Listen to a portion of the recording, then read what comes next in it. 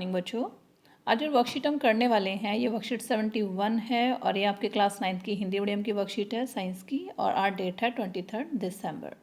तो ये आपके लेसन नंबर 13 से ली गई है, हम बीमार क्यों होते हैं, स्वस्थ और इसका महत्व। तो जो जिज्ञासा है सिस्टर वो अपने भाई से बोलती है ज्ञान से, आजकल बहुत से स्वस्थ लोग कोरोना वायरस से ग्रसित हो रहे हैं, इसका क्या कारण हो सकता है। तो जो उसका भाई है ज्ञान वो अपनी सिस्टर जिज्ञासा से बोलता है, जिज्ञासा दीदी, कोविड-19 के फैलने के दो प्रमुख कारण हैं। पहला क्या है, कम रोग प्रतिरोधकता एवं लापरवाही। प्रतिरोधकता क्या है, इम्यूनिटी, कि हम लोगों में इम्यूनिटी की कमी है, और दूसरा लापरवाही, लोग जैसे मास्क नहीं लगाते, हाथ नहीं धोते, तो ये दो मेन कारण हैं। फिर है विश्व स्वास्थ्य संगठन WHO वर्ल्ड हेल्थ ऑर्गेनाइजेशन के अनुसार किसी व्यक्ति के शारीरिक, मानसिक तथा सामाजिक रूप से अच्छा होने की स्थिति को क्या बोलते हैं, स्वास्थ्य कहते हैं। मतलब हेल्दी वो है जो इन तीनों तरीके से हेल्दी है। स्वास्थ्य को केवल व्यक्तिगत तौर पर नहीं पाया जा सकता, क्योंकि यह आसपास की स्थिति और वातावरण पर भी निर्भर करता है। मान लो अपना घर भी हम साफ कर लें लेकिन आसपास सफाई नहीं है तो क्या होगा, चीज़ें फैलेंगी। सामुदायिक एवं व्यक्तिगत सफाई रखना कोरोना जैसी बीमारी को फैलाने से रोकने के लिए एक सामाजिक जिम्मेदारी है। अगर हम चाहते हैं कि कोरोना से हम बचे रहें तो वही है कि हमें बार बार हाथ धोने पड़ेंगे, फिर हमें मास्क लगाना पड़ेगा, और जो भी रूल्स में बताए जा रहे हैं हमें इनको फॉलो करना पड़ेगा। लोगों से जो 6 गज की दूरी है वो रखनी पड़ेगी। फिर है स्वास्थ्य क्या है, 3 चीज़ें बताइए अभी, मानसिक, शारीरिक और सामाजिक। तो जो मानसिक स्वास्थ्य है, किसी भी प्रकार के मानसिक तनाव, चिंता से मुक्त हो। मतलब कि अगर मान लो हम वैसे तो हेल्दी लिख रहे हैं लेकिन जो मेंटली या हम बहुत ज़्यादा सोचते हैं या बहुत ज़्यादा चिंता में रहते हैं तो वो भी एक तरीके से क्या है, उस इंसान को भी स्वस्थ या हेल्दी नहीं माना जाएगा। शारीरिक स्वास्थ्य, जो व्यक्ति सक्रिय और रोग मुक्त हो, जो कि हेल्दी हो और जिसको रोग ना हो। सामाजिक स्वास्थ्य क्या है, जब व्यक्ति अपनी आवश्यकताओं को पूरा करने के लिए लोगों से मेलजोल व संवाद कर सके। कुछ मतलब क्या है कि सामाजिक तौर पे भी एक दूसरे के साथ हम जुड़े हों और एक दूसरे का ध्यान रखें। अच्छे स्वास्थ्य के लिए कुछ प्रमुख आवश्यकताएं कौन कौन सी हैं, स्वस्थ और संतुलित आहार, स्वस्थ आहार का सेवन।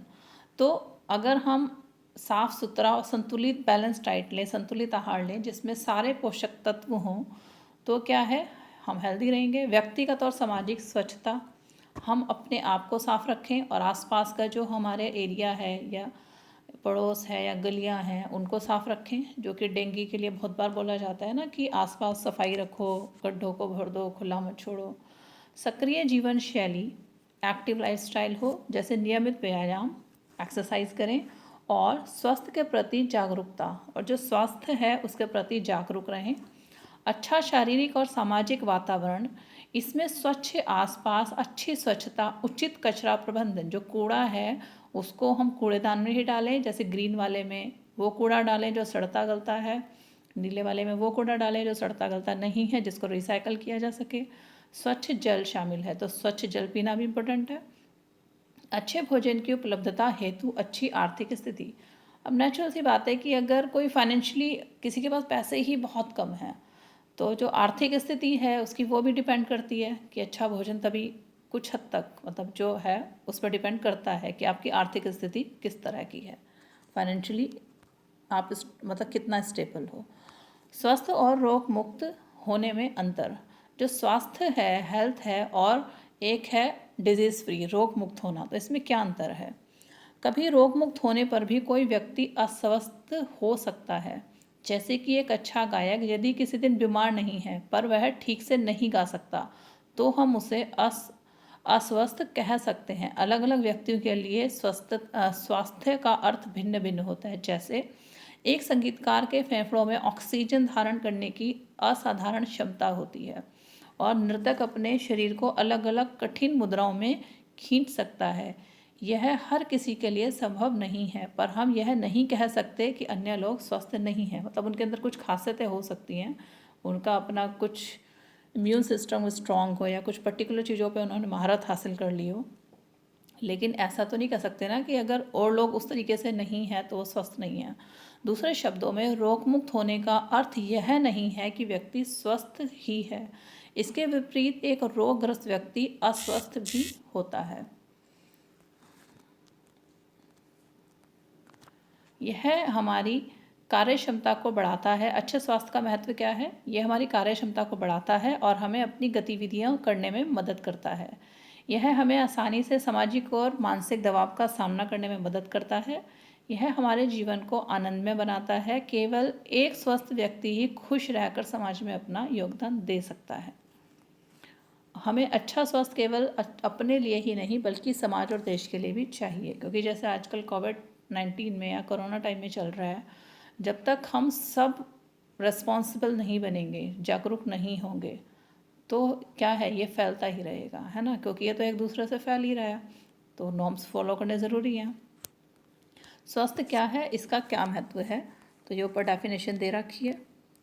स्वास्थ्य क्या है, यहाँ पे WHO वाली जो है, तो वन क्वेश्चन का आंसर ये हो जाएगा। फिर दूसरा क्या दे रखा है, रोग मुक्त होना स्वस्थ होने से किस प्रकार अलग है, तो वो यहाँ से लिख लोगे, 2-3 लाइनें यहाँ से लिखना और 2-3 लाइनें यहाँ से लिखना, तो ये 2 का आंसर हो जाएगा। फिर है आपका नेक्स्ट, अच्छे स्वास्थ्य के लिए ऊपर दी गई प्रमुख आवश्यकताओं को के अतिरिक्त कुछ अन्य आवश्यकताएं भी हो सकती हैं, जिसे सोच के लिखो। तो वो आप अपने हिसाब से लिखना कि अच्छे स्वास्थ्य के लिए और क्या क्या चीज़ें ज़रूरी हैं।